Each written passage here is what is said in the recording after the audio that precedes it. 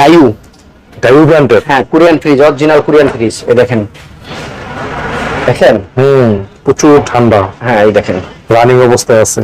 এটা হলো ডাইউ, একদম ফ্রেশ কন্ডিশন।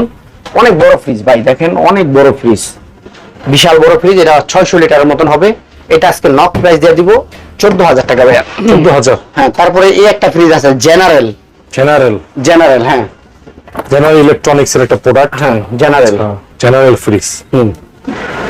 এটা আজকে দিয়ে দেবো 14,000 টাকায়। 14,000। হ্যাঁ, তারপরে এই একটা ফ্রিজ আছে শার্পের। শার্প ব্র্যান্ডের।